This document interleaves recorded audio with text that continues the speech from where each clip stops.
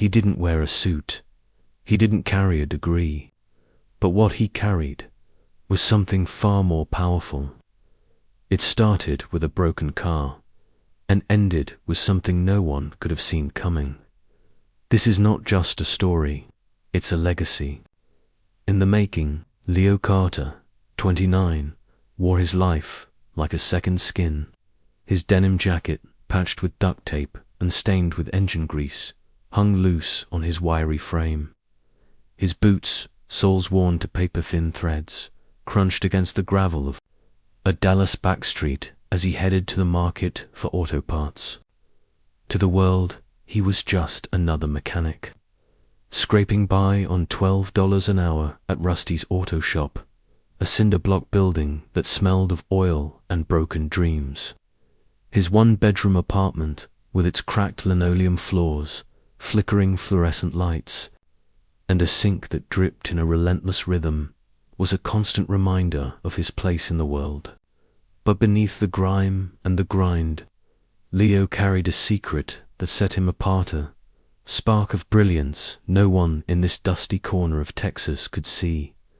Born in Marseille, France, to Elise, a French schoolteacher, and Tom, an American construction worker, Leo's early years were a vibrant tapestry of two cultures. Elise, with her poet's heart and voice like a melody, taught him French before he could tie his shoes. By age 7, he was haggling with Marseille market vendors in French, his accent as natural as the Mediterranean breeze.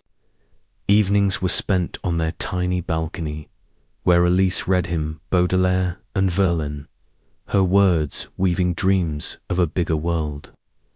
But when Tom's business collapsed under the weight of bad debts, the family moved to Dallas when Leo was 10.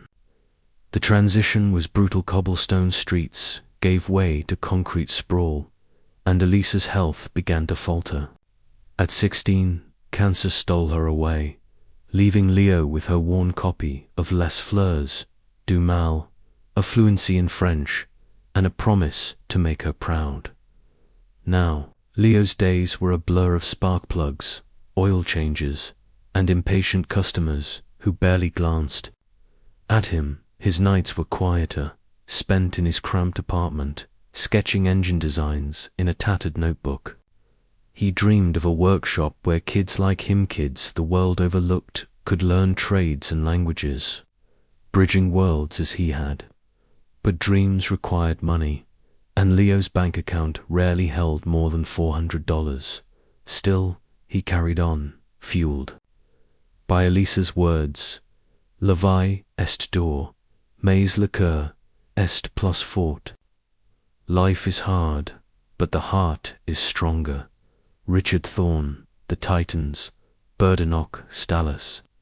In a glass tower that pierced the skyline, Richard Thorne, 45, paced his penthouse office.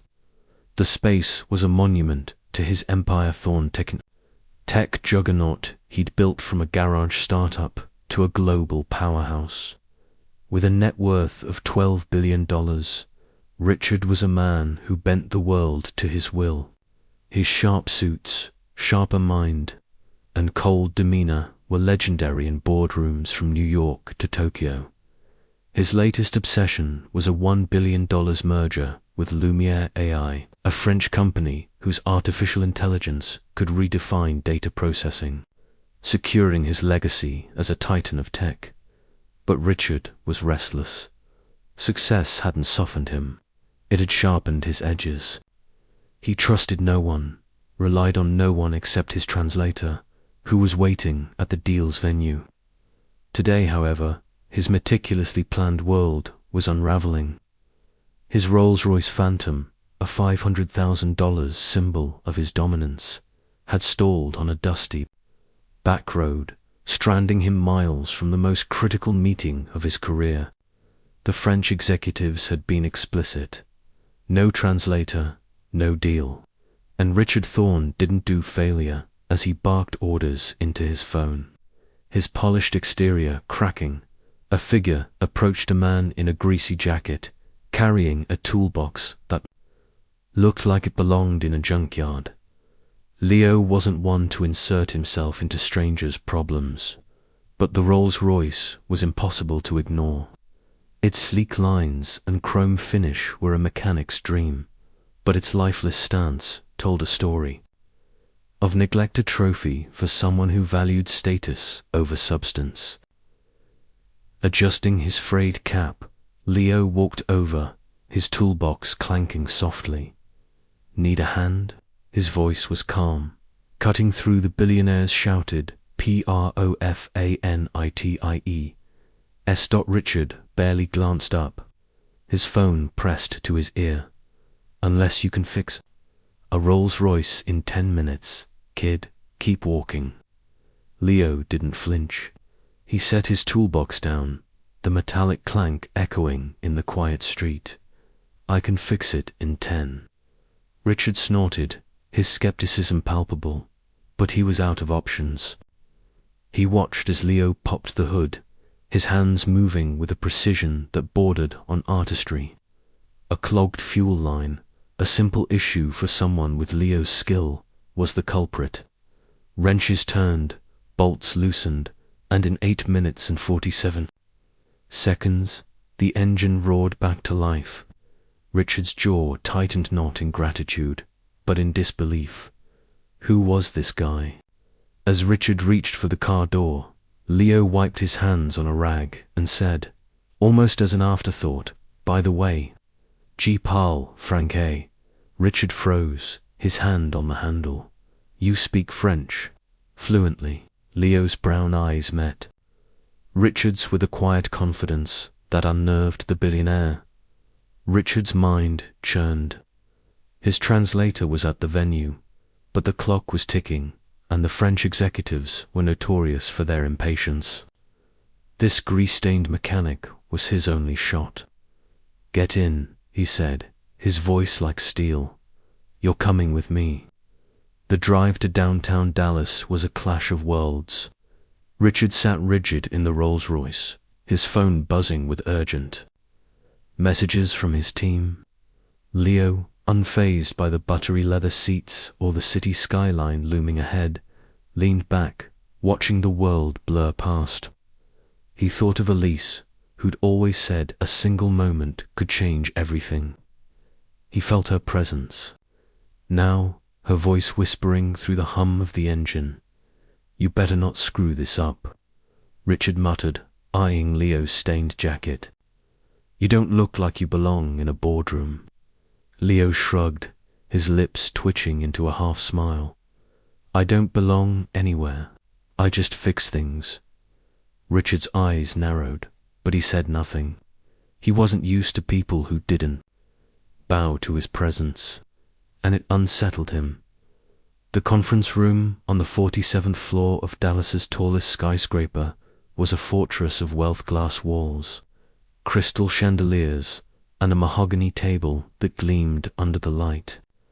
3 French executives sat like judges, their expressions carved from ice. Madame Claire Dubois, 54, was the lead negotiator, her sharp gaze slicing through anyone who dared waste her time. Her colleagues, Monsieur Laurent, a wiry man with a penchant for subtle barbs, and Madame Veronique, whose poised demeanor hid a ruthless streak, flanked her. Their tailored suits were a world apart from Leo's faded jeans and oil-stained jacket. Richard strode in, his usual swagger tempered by the stakes. Leo followed, feeling every eye in the room dissect him. The executives exchanged glances, their skepticism palpable. Laurent leaned toward Veronique, muttering "C'est une blog." "Un mécanicien. Is this a joke? A mechanic?" But when Leo spoke, the room fell silent. His French was flawless, laced with the lyrical cadence of Marseille streets. He translated Richard's opening pitch with precision, weaving in cultural nuances that made Madame Dubois's lips twitch in approval. The tension began to crack, and the conversation gained traction as the meeting progressed. Leo's role evolved. He wasn't just translating, he was listening, his mechanic's mind attuned to details others missed. When contracts were passed, across the table, his eyes caught a clause buried in the French text. It was subtle, cloaked in legal jargon, but to Leo, it was as glaring as a misfiring engine. The clause allowed Lumiere AI unrestricted access to Thorne Technologies' proprietary algorithms, with vague terms that could let them siphon data without compensation, a move that could cost Richard hundreds of millions in intellectual property losses. Leo leaned toward Richard, his voice a whisper. "Ils voutendent un piège. Cette clause cache une arnaque." They're setting a trap. This clause hides a scam. Richard's eyes flicked to Leo, then back to the table. He didn't flinch. With a calculated smile, he pressed Madame Dubois on the clause, his tone polite but unyielding. Leo's translations sharpened the questions, stripping away the executive's evasions. Laurent's composure faltered, and Veronique's smile tightened. After a tense hour of back and forth, Richard renegotiated the terms, locking in protections for his company's data. The deal was signed, a billion-dollar triumph that left the French executives impressed. If BEGRUDGINGLY. As they shook hands, Madame Dubois met Leo's gaze. "Vous êtes plus qu'un mécanicien," she said. "You are more than a mechanic." Her words carried a weight that lingered in the air the next day. Leo was back at Rusty's auto shop, wrist deep in a Chevy's engine, when a black SUV rolled up. A courier handed him an envelope embossed with Thorne Technologies' logo. Inside was a summons to Richard's office, written in crisp, formal script. The penthouse office was a world of glass and steel, its view stretching to the horizon. Richard sat behind a desk that could have funded Leo's apartment building for a decade. "You didn't just fix my car," he said, his voice devoid of warmth but heavy with intent. "You saved my company. I want you on my team, $250,000 a year, full benefits, stock options, international travel. You'd handle translations, strategy, and global deals." Leo's breath caught. The offer was a lifeline, a chance to escape the leaking sink, the endless bills, the weight of a life spent scraping by. He could see Marseille again, walk the streets where his mother's laughter still echoed. He could buy a real sketchbook, maybe even patent his engine designs. But as he looked at Richard, he saw a man who measured worth in dollars, not dreams. Leo thought of Elise, reading poetry under the stars. Le cœur choisit CEQ, l'argent nie pas achète. The heart chooses what money cannot buy. "I'm honored," Leo said, his voice steady. "But I didn't help for a reward. I helped because it was right." Richard stared, his face a mask of disbelief. In his world, everyone had a price. Leo walked away, leaving the billionaire in stunned silence. 3 weeks later, Leo was rebuilding a carburetor when another envelope arrived. Inside was a letter from Thorne Technologies' legal team, detailing a $1 million seed fund for the Carter Bilingual Trade Academy, a school to teach underprivileged youth mechanics, coding, and languages like French, Spanish, Mandarin, and Arabic. It was Leo's dream, scribbled in his notebook since he was 18, now brought to life. A handwritten note from Richard read, "You didn't want my money, but the world needs your vision. Make it real." Leo's hands trembled as he read. The letter, he'd never shared his dream with Richard. Had the billionaire hired investigators to dig into his past? Or was this fate repaying a moment of selflessness? Tears pricked his eyes as he thought of Elise, who'd believed in him when no one else did. He clutched the letter, whispering, "Gilai, fate, mamang, I did it, Mom. 18 months later. The Carter Bilingual Trade Academy stood in a renovated warehouse on Dallas's south side. The building was alive with energy teenagers from the city's toughest neighborhoods learning to weld, code, and speak French with the fluency Leo had honed as a child.